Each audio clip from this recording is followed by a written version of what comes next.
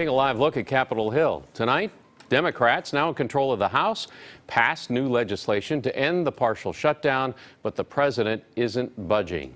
That means federally funded sites like Aquatic Park in San Francisco, where KPIX 5's Andria Borba is, are still caught in the middle of a shutdown standoff. Andria? Well, Alan, Democrats took control of the House today, but in this era of divided government, there's now an attempt to reopen the government. On this vote, the yeas are 241 and the nays are 190. With the first vote of Nancy Pelosi's second speakership, the House of Representatives passed two bills. The first to reopen the government and the second to fund the Department of Homeland Security through February.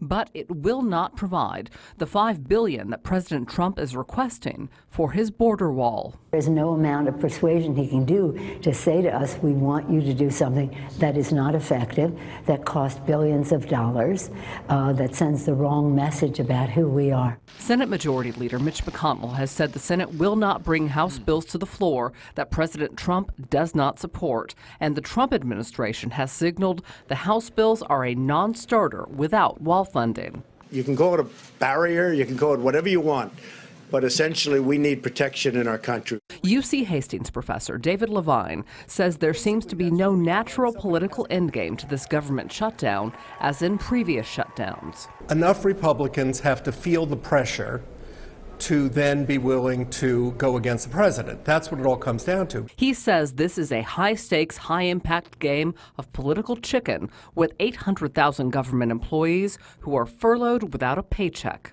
Somebody has to blink.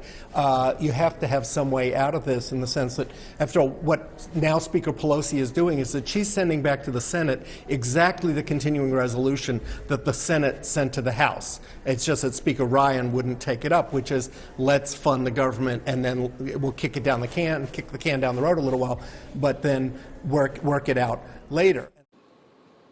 Now, Professor Levine anticipates that this government shutdown could last another 2 weeks. He says it may take political pressure from senators in states like Utah and Wyoming, where tourism from national parks is important to the economy, to perhaps kickstart the government open once again. Live in San Francisco, Andria Borba, KPIX 5.